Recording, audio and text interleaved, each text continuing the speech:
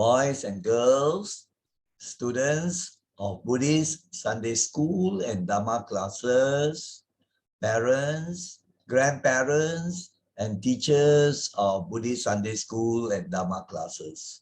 Good morning. May you all be well, happy, and peaceful. Now, we are going to have a presentation titled Learning Life Lessons from Aesop's Fables. Now, you have heard many Aesop's fables, short moral stories that teach us very important life lessons. Lessons that help us to live more happily, peacefully, and wisely. Now, we have done quite a number of Aesop's fables, these short moral tales, like the lion and the mouse, the country mouse and the town mouse, and then also you have like the tortoise and the hare, the boy who cried wolf, belling the cat, the fox and the grapes, the ant and the grasshoppers, and many, many others. In fact, some records say that there are more than 700 Aesop's fables, very short moral tales. So for this lesson, I have picked a number of Aesop's fables that you might not have heard before, and they are in comic form.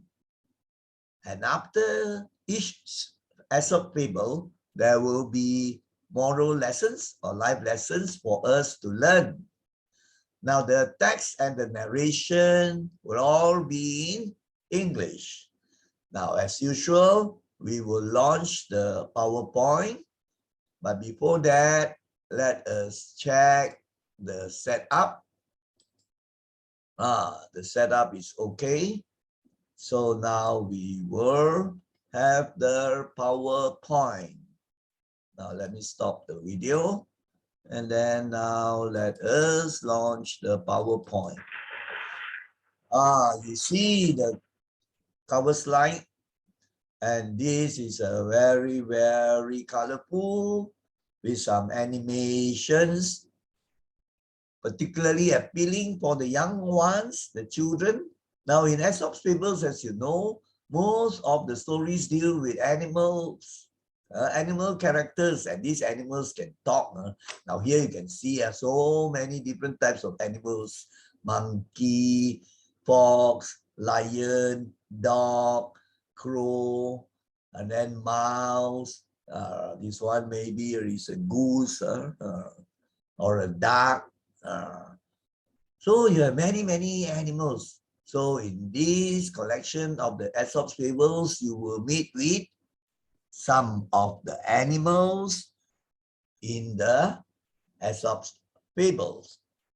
Now let us go on to the comics showing the Aesop's fables. Now there's the first one. The first one is titled The Fox and the Crow. One bright morning, as the fox was walking in the wood, looking for a bite to eat. Now it means this fox was walking in the forest, and the wood is the forest. It was looking for something to eat. And then what happened? He saw a crow on a tree branch, The crow had a piece of cheese in her beak. Now you can see most crows are black in color. And this fox saw that the crow was having a piece of cheese in the mouth, or in the beak, you can say, hard beak. Now, of course, now he wanted to eat the cheese, but the crow also wanted to eat it, isn't it? He was waiting to eat it, and he's at the brim of the mouth already. So he had to think. He got an idea already. No need to search further, he was thinking. A lovely bite for my breakfast, he was thinking. Delicious food for my breakfast. So then he called out to the crow, good morning, pretty crow. I know, praise the crow, beautiful crow. How charming are you? How charming you are. Your feathers are beautiful. Your voice must be superb. So he started to flatter to tell good things, to praise the crow, no. So beautiful lah, so charming lah, lovely flowers lah. So he said, therefore, your voice also must be fantastic. A very lovely voice. Wow, the crow was so happy to hear it, right? So flattered, felt proud already lah. Then he further continued, the fox. Oh, queen of birds. He called the crow queen of birds, of all the birds. Could you sing for me a little song? So the crow, so happy and so proud, so egoistic, like you can say. So the crow, so pleased at the words of the fox, opened her mouth to sing for the fox. And then, once she opened her mouth, the cheese and the beak fell out of her mouth already. And the cheese fell into the mouth of the fox, who was ready to eat the cheese. So, of course, the fox ate the piece of cheese, and then he told the crow, your voice may be nice, but you have no brains. You're stupid. So there's this very short Aesop fable. Now let us look at some of the moral values, the moral lessons. First, beware of flattery. People who flatter you, who praise you, say good things about you, but they don't mean those things. They want something from you. So these people, dishonest people, there are many dishonest people out to con and cheat you. And they use words of praise and flattery to say very nice things about you, to praise you, then make you happy, and you become proud, and you like the person who praises you, who flatters you, and then you become a victim of his cheating. Many cases also, you can see even adults also, cheated in the scams. So it's very important. We must always be mindful and heedful. Think wisely before you speak or act. You must always know what is happening and also have wisdom. Why? Think of why that person is praising me. Is it honest or not? Or does he want to get something out of me? Always be careful. Heedful means cautious. To be very careful. So think wisely. Don't just foolishly say something or act foolishly and then regret later and you get cheated and you have suffering. So that is a very simple Aesop fable, the fox and the crow, and it teaches a very good moral lesson. Now let us go on to the next one. Now, this one is not very common, and it is titled The Traveler and Truth. A traveler, a person who goes from place to place, wandering here and there, going from this spot to another spot. And truth, I think you know what is truth, things which are true and not false or fake. So one day there was this man riding on the horse, and he was in the area of a desert, hardly anybody there, an isolated place, deserted. Then he met with a beautiful lady. Then this man asked the beautiful lady, who are you? And this lady said, I am truth. Actually, this is symbolic, that she represents truth, right? This ordinary man. He said, I am truth. Then this man you can say like a cowboy lah, was riding a horse. So he got down from the horse and then he asked this beautiful lady, and why have you left town to come and live in the desert? It's a desert, hot, hardly anybody, right? Why have you come to live here in the desert? Then you know what this lady said? Because in days gone by, lies were only known to a few men, but now they are everywhere. With everyone you speak to. Wow, she's telling something very, very important for us to think about. You say, last time, olden days, when people were more simple and honest, very few people would tell lies, they would tell the truth. But now today, so many people are lying in order to get things for themselves, in order to cheat you, so that they benefit, they become rich. So it's difficult to live with people who like to tell lies. I think you heard of the Aesop fable, the boy who cried wolf, isn't it? Right? Oh, the boy who cried wolf, yeah, it's also in Aesop's fable and many other collections of stories. So from here we see that lying is a terrible thing. It will cause suffering and pain to many people. And it's difficult to live with people who always tell lies, so they can get you into trouble, right? So we must always tell the truth. And in Dhamma, we say we must always practice right speech. And what is right speech? There are 4 things. And the first one, which you are quite familiar, is no lying. You chant the 5 precepts in your Buddha Puja in the Sunday school. You say one of the precepts is no lying, isn't it? It's the 4th precept. You have the others like no killing, no stealing, no sexual misconduct, and then no lying, to tell lies. But actually there are 3 other things in right speech that you should practice. No slander, no carrying tales, backbiting, tell bad about other people and cause people to quarrel and fight. That is also wrong speech. Then no using of bad words, rough words, harsh words that hurt other people's feelings. You also don't like people to say abusive words to you, isn't it?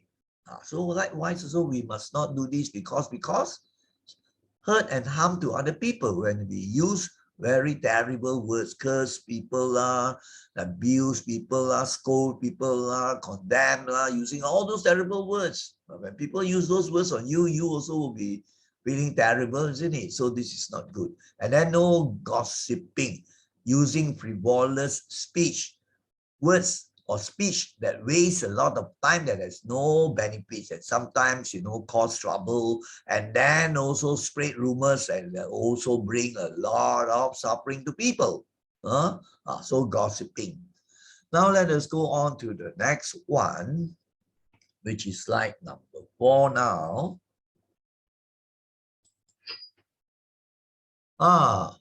This particular Aesop's fable is titled The Amorous Lion and the Plowman. This also, I think, is quite rare, not often heard. So let us look at this comic form. The words are a bit small. I've taken from the internet the comic form and I did the cutting, but these are the bubble speeches have small. I will read to you. The bubble speeches have very tiny words. So first, let us look at this word amorous. Lion, I think you know what the lion is. So you can see here the lion. Amorous means having that sort of feeling related to sex one. Wanting to have sex, feelings with sex desire, Hamsap low type, wanting to have sex with another person, that are amorous. And then plowman, I think you know, a plowman is one like a farmer who works in the farm. He has to plow the land to get to till the land, to get the land ready, the soil ready. Those days they don't have machines.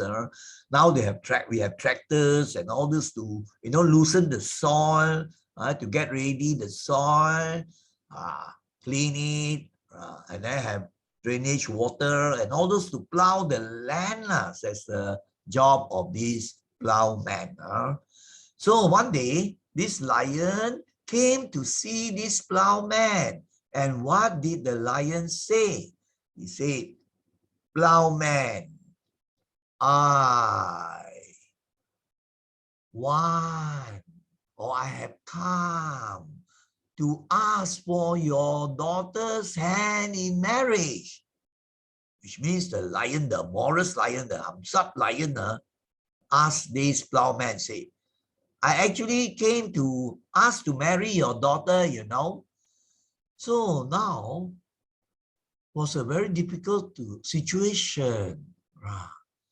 Now, should the man make up his mind to give the daughter to the ferocious beast? The ferocious beast means a very aggressive, fierce beast, the wild animal.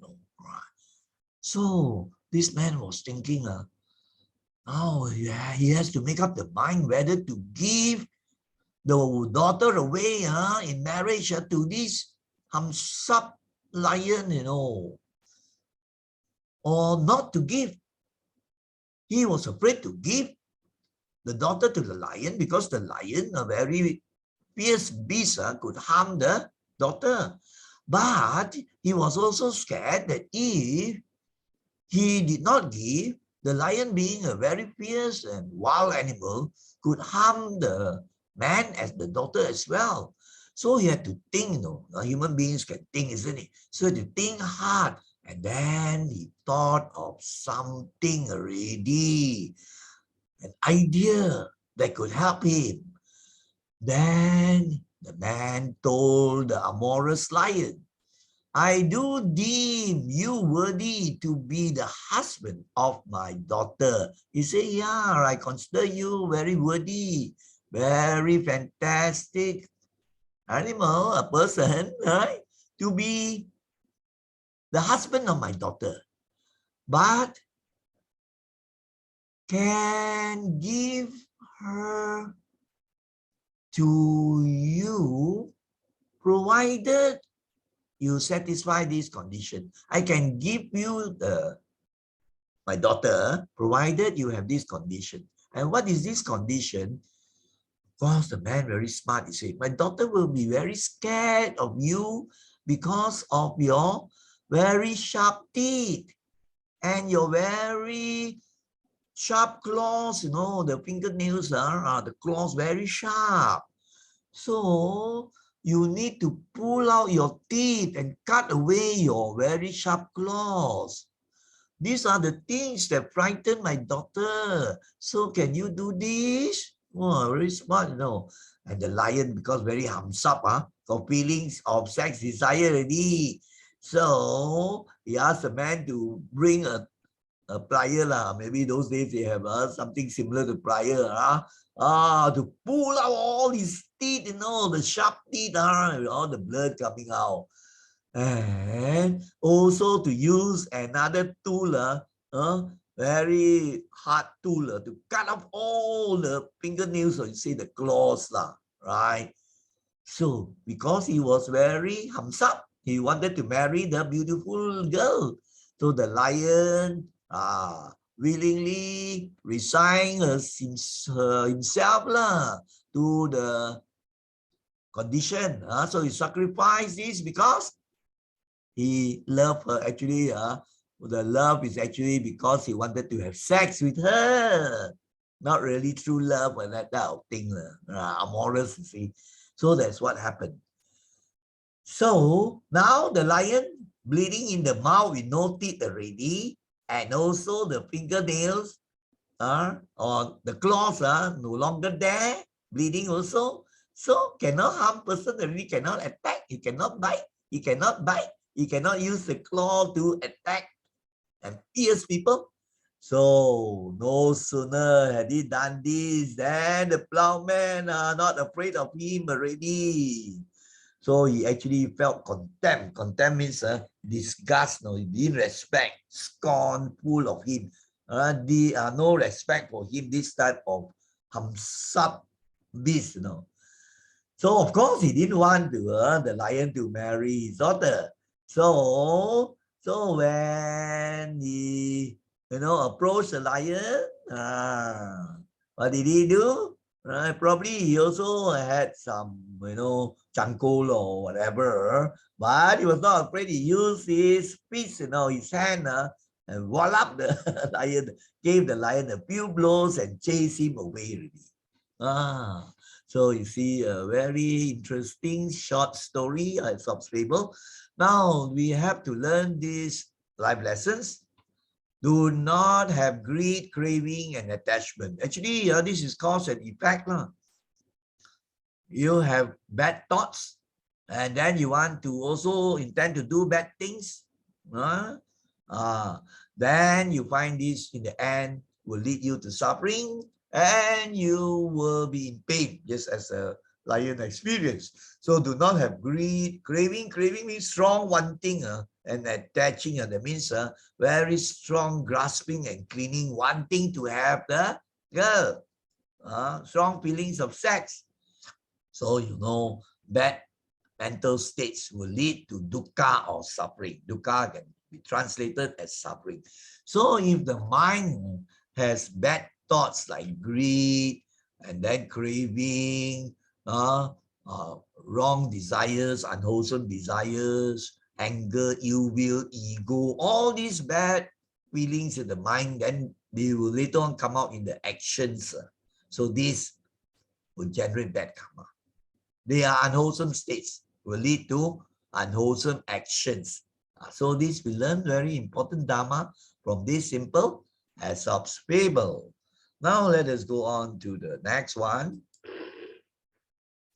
Now this fable is titled The Dog and the Shellfish. Now you know what is meant by a shellfish? A shellfish. Now this shellfish can be of different categories, mollusks, crustaceans, right? But the most common you can think of is the cockle or the clam, the siham. Malay would consider it as kerang, siham lah, cockle. That would be the one good example of shellfish. You have many others like the siput lah, and then also certain types of crabs. These shellfish have very hard type of covering, as a protection. And then inside, like the siham, the cockle kerang, inside you have the flesh in it. Outside, wow, just like a stone, very, very hard. So one day there was this dog. And this dog, he like to eat and swallow eggs. Now eggs, of course, the shells are not hard, isn't it? So when these animals swallow the eggs, like snake also swallow the eggs, because the shells are not hard, so they can be digested. All the bird's eggs lah, wild hen's eggs lah, and so on. So this dog one day saw a shellfish, but he was not careful and mindful. He didn't know. He thought that it was eatable. He thought it was an egg. He thought it was an egg. So what did he do? After seeing the shellfish, he opened his mouth and quickly snapped his jaws shut, which means he bit the shell. He didn't bite, he just put the shellfish into the mouth and then virtually swallow it already. Very, very fast, violently, aggressively, right? Put his mouth onto the shellfish, grab at the shellfish with the jaws, and then swallow it. He thought it was an egg, isn't it? That's what you can see here. So he couldn't break it, the siham, you try to eat the kerang and see by biting the shell, your teeth will break instead. So then he gulped and then he went into his stomach already. Now you see. Ayo, now the cockle or the shellfish in the stomach couldn't digest. It will be very terrible. He was feeling very heavy, very painful in his stomach. He became ill. So he regretted already. He said, oh, I only got what I deserve. I assume that everything wrong is an egg. Actually, he was really careless and unmindful. He thought it looked like egg, so it's an egg. So this is a very simple, short story, but very important lessons. Now, what are the life lessons? Most important is be mindful, to know, to consider clearly.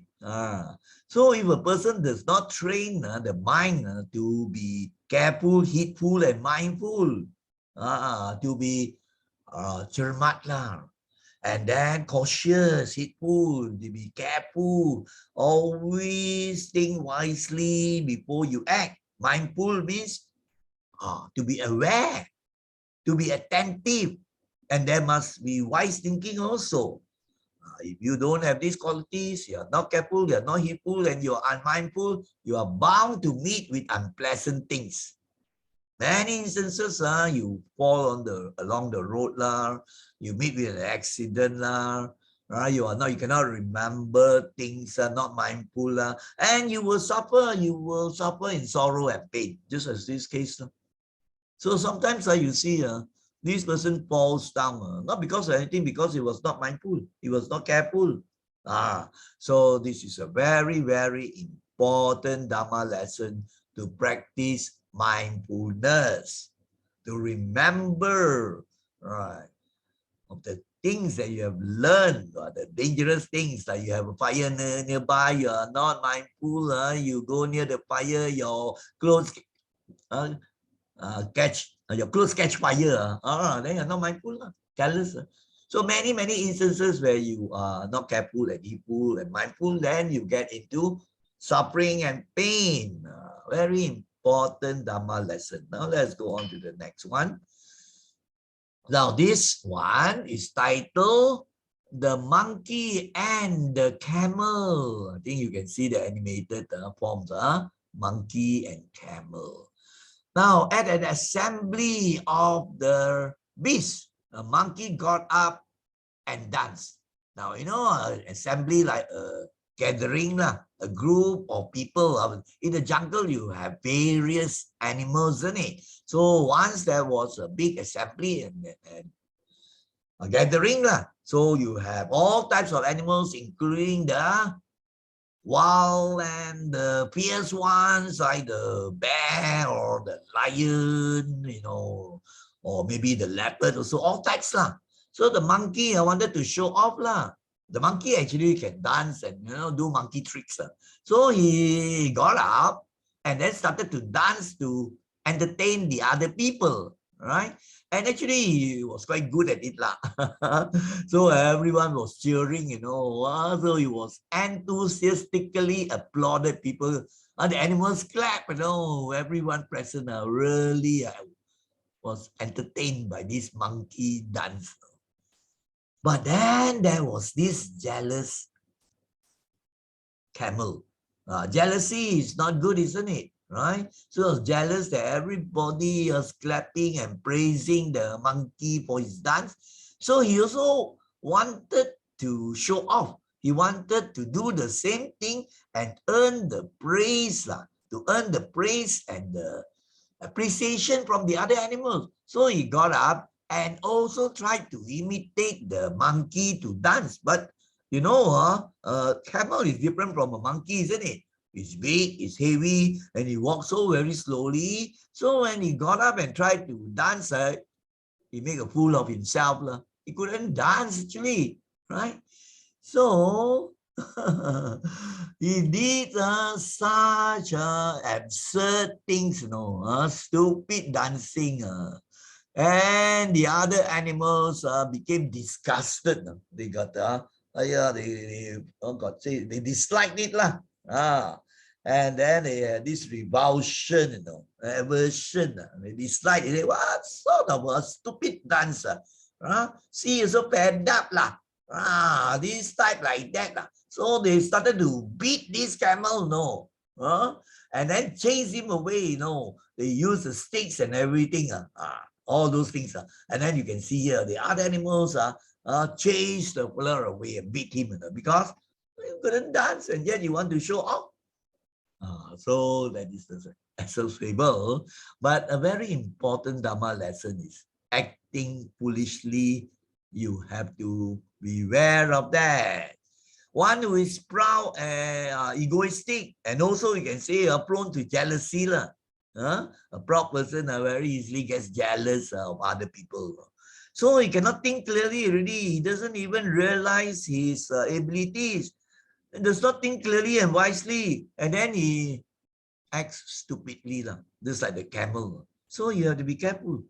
Be careful of your pride, your ego, your feelings of jealousy. So you have always to think clearly and wisely before you act. Otherwise, you will get into trouble. You will have pain and suffering. So we have to think before we act. Don't act, and then after that, regret, and then only think. That is foolish, isn't it? So it's a very good moral lesson of thinking before we act, and also knowing what we can do and what we cannot. You think, I have seen some students are so silly, jumping down from a high place. They think they are Ultraman or Batman or what. That is foolish. You can hurt yourself, isn't it? Want to show off ego. I've seen that, among some primary students. Jumping down from a high spot, they think they can fly. Superman. So you have to be very, very careful. So that's a very good lesson, moral lesson. Now let us go on to the next one. The next one consists of 3 short Aesop's fable. Very short stories. But this is given in the form of comic strips. So I was thinking, for a change, we have this method. But unfortunately, the bubble speeches have the words which are very small, but I'm going to, explain and go over with you. So even if you find it difficult to read, it doesn't matter. Most important is you listen to the narration. So one day, there was this boy. He was not feeling well. He was lying on bed. So the parents called the doctor. So the doctor asked him, yes, boy, right? The little boy, what is wrong with you? Right? How are you feeling? The boy said, I've been sweating heavily, doctor. I've been sweating. And then the doctor, silly doctor, he said, that's good. That's good. And then he examined it. And then the next day he came again, right? And then he asked, so how are you today? How are we today? How are you? And I'm okay. How are you now? He said, I've been shivering so much. I'm badly shaken up. I shiver and shiver. Wow, very tiring, it's terrible. And then the doctor just told him, that's good. And then the following day again, because he was not getting better, he was not getting better, so the parents will probably call the doctor again, say, how are you feeling? How are you feeling today? I've had diarrhea. Diarrhea means charet beret lah. I always going to tapian always going to the toilet to shit lah. Terrible, stomach ache. And then the doctor just said, that's good. So the doctor, this type of doctors don't do his job properly. Then the doctors left and probably just gave some, don't know whether good medicine or not lah. Then the father came to ask her, hey son, how are you feeling now? He said, I'm dying of good symptoms. Doctor, everything I tell him, he said, good, it's good, that's good. But I have these symptoms, so good symptoms. I'm dying from those things. That's the end of the fable, very short story. So what is the Dhamma lesson you can know, the moral lesson you can learn from this, right? And after I think after we come to the three lessons, we look at the three stories first. The first one, title, the sick man and the doctor. The next one is titled the frog, doctor, and the fox. Quite similar moral value or moral lesson also. The frog, doctor, and the fox. So one day, a frog, right, in a marsh. A marsh will mean a marshy area, where you have the lalang, where frogs are found, right, in muddy areas or maybe in the grassy area. This is a marsh. A marsh, you have maybe a pool of water and then with the lalang growing. So he cried out to all the animals. There were animals around the area, the marshy area, I'm a doctor and I know all the remedies. I'm a doctor, sire, doctor. And I know all the cures for the different types of sicknesses and diseases. Wow, all the animals around heard this, right? You have the snake lah, then you have maybe the rhinoceros lah, and many other animals lah, the wolf, the fox, the pelican, the bird lah, many animals heard this now. And then there was this fox that was quite smart, right? He said, you are a doctor. You can cure all types of sicknesses. How could you save others when you can't even cure your own limb? Own limb means I can't even walk properly. A frog doesn't walk on, just like many animals are very graceful with the legs. It will just hop, hop, hop. Like a person who is limping, having problems with the legs like that. You can't even walk properly. You are limping. You can't walk like us. Like the frog, we can run very fast. Sorry, the fox. The fox, we can run very fast. And also the rhinoceros. And also the lion and the birds can fly. You hop like this and now you claim you know how to cure all sicknesses. Bullshit lah. So all didn't accept him. And they laugh at him. After we see what sort of Dhamma lessons and moral lessons we can learn from this story titled The Frog, Doctor, and the Fox. That's the second of this slide. The second story in this slide. Now we come to the third one, which also has quite a similar moral lesson. It's titled The Cat and the Hands. I think very easy. So I put in the animation so you can see doctor image, fox lah, and then the cat lah, and then the hand lah. The hand, ayam. A cat learning that there were some sick chickens, in a small farm. Disguised himself as a doctor and taking with him the tools of the trade, call on them. Now look at this. There was this cat. He didn't have good thoughts in the mind, He wanted to cheat already. So somebody told him that in a very small farm, many chickens were sick, small farm. So he was thinking, some cats, they will pounce on the smaller chickens and kill them, fierce cats, even the chicks also, the cats can kill them. And then after that, some of them will eat the small chickens or the... So what did he do? Wow, he put on certain types of clothing, overall, like a doctor, a doctor's overall, a white overcoat, and then got something like a stethoscope, a doctor like that. And then he got a bag, a suitcase, and then he put in his, simply put in some tools, to fool others that he was ready with the medicine and the tools. In a tool, maybe he got the tools where he could kill people, kill the other animals also. So he visited the farm. He said, "Hello, my friends. I heard you are not well.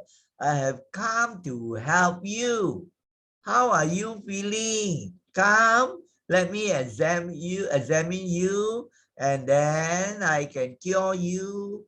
I am a doctor." But these chickens were very smart, you see, right?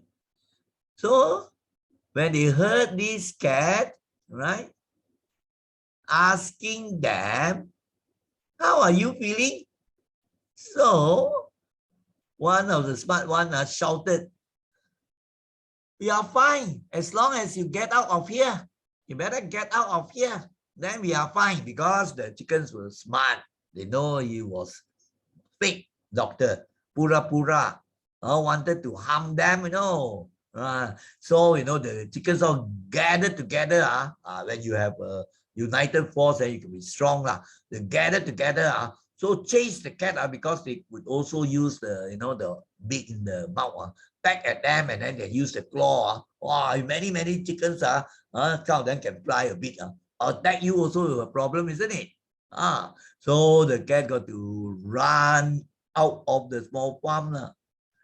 So that is the end of the short Aesop story. Very good moral lessons. So we have these 3 short Aesop stories. Now let us look at the moral lesson. The first one just now. The sick man and the doctor, remember? Right? The doctor always saying, "That's good, that's good." So one who does not carry out his duties competently, that means efficiently cakap lah. So you find this is happening today, One who does not carry out his duties efficiently dengan cakapnya, and who actually does not show kindness and does not show wisdom, how can he help others? He cannot. Such a person cannot help others in need. In fact, they may even make things worse. And today, that's what we have. There are many so-called professional people, lousy doctors, lousy teachers, lousy engineers. Of course, there are good ones also. So you have these people, and then they put on a show, all sorts of jobs. You have people who do not carry out their duties efficiently to show that they really are competent, they know their job. And then some more very boastful, no kindness, no compassion, and act stupidly, right? I've heard so many cases, actual live cases in the hospital. Some nurses don't know their work well also. So they can cause harm to others. Just as you have also like jobs of electricians, they don't know how to repair things properly. Or in factories, you have workers who have to run certain important things. They may cause fires instead. Not competent, right? Proud. And then don't carry out their duties. And then some so proud, they don't even bother to ask the people in charge of the supervisor and so on. I've heard of so many cases like this. So you are actually causing people trouble instead of trying to help. On paper, you're a teacher, and then you have some teachers, and now also you have cases of say, some senior doctors bully the young doctors, all sorts of things. So it's very important that we learn things well, good knowledge, know the things around us, our field also, and then be responsible, be morally good, be kind, and then always to act efficiently. All these you have to train from young, to study well, right? To have the good qualities, so people relate and trust you. So even the young boy doesn't trust his doctor, isn't it? He's not doing his work. This is just a story, but then it has very good implications, good moral lessons. So even in my life also, I have come across all sorts of people. Even students, the same thing. Some students, you give them duties. I have had also lousy monitors because the friends elect them because they are handsome or they are pretty, popular, but cannot carry out the duties with responsibility and competently, and very proud, don't want to listen, not obedient. So all these will bring trouble. The class mismanaged, lousy monitors. So actually, it's all level. You find that very important is we learn good moral lessons and practice. Most important is we have the Dhamma, we learn the Dhamma, understand the Dhamma, think about them and practice them. And then you will be a very successful, happy and peaceful person. Now let us look at the moral lessons for the second of the fables, titled The Frog, Doctor and the Fox. What are the important things you have to consider? Let us look and see. Beware of those who make proud claims about their abilities. In actual fact, they may fix, pura-pura punya con man, out to cheat you. To the world today, you have a lot of people. That's why in the newspaper you hear of people being cheated in the scams, like the Macau scam. And these people who are cheated include the people who are educated and the professional people. Doctors, lawyers, accountants, architects, teachers, holding all these positions, but cannot think clearly, no wisdom, maybe smart in the studies, but then lacking in wisdom, no Dhamma. So they get cheated. Basically, maybe due to greed, right? And then also delusion, the wrong thinking. Because the world, you find you will have people who are not honest, who want to cheat you, who want to get things from you with various clever ways. They know all the cunning tricks. And if you are not careful, you don't have the wisdom. If you have Dhamma and practice Dhamma, well, you won't be cheated. You will think clearly. So you have to be very careful. Beware of those who make proud claims about their abilities. In actual fact, they may be fakes or con men. So we have actually to teach the children right from the young stage. I remember I taught in Sunday school more than 30 over years. So sometimes I would ask the preschool or standard one. I say, now one day, one uncle comes to you. I spoke in whatever Mandarin I could. And that uncle says, I can have magic. I got power one, right? So then he claims this time, but he shows some tricks, to the little one, right? So the little one, thinking this one must be great. Then I earn a lot of money. That's why I want to give you a treat. So now you follow me. I bring you to the McDonald's and buy the things for you and eat and so on. I can show you more tricks. Yao bu yao Yao, yao, yao. Oh, the small kid, but there are a few quite smart. Yao. Then later on, I ask them, why bu yao? We don't know the person. He's a stranger. Very dangerous to follow. They are smart ones. But there are some, yao,很好. These are the ones that get cheated. And there are bad hats around, terrible people who adopt the children and then bring them to another country, or maybe you can say kidnap already. Tell the parents, you want to see your child alive again, you have to pay money. All these things, you have to be very careful. It's happening in the world today very often. That's why the people you see young girls get cheated, by these con men, and now they use the internet and cheat them and say that they are from Africa, they are from America, this and that, and then they post the photos there. Wow, this girl, or even adults also get cheated, this lady 20 or 30 years old, wow, 很漂亮, very handsome, everything, and then start making friends with you, claim that they have the abilities, they are working as an engineer, and all this, and later on they cheat you. You withdraw money and then send the money, put the money into the account. A lot of these cases, sir, to be very careful. These is the lesson you have to beware. Now let's go on to the third one. So wise ones are mindful and careful of tricksters. Tricksters, people who trick you lah, tipu, penipu, con man. As just how I mentioned, it's quite related to the other one. And these people, you have to be very careful. They have bad intentions in their mind. They are out to cheat you lah. As you have the Aesop fable there, the cat and the hens, out to cheat you. And then you will suffer the hurt. Wow, I read in the papers of cases, professionals losing a few 100,000 because they were cheated by these tricksters or the con men, people who scam them, Macau scam. Maybe in primary school, some of you do not know, but I'm telling you, be careful. The world is full of people with a lot of unwholesome intentions and desires in the mind.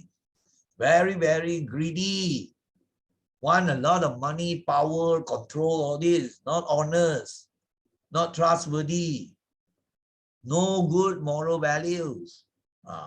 And then some, they have jealousy.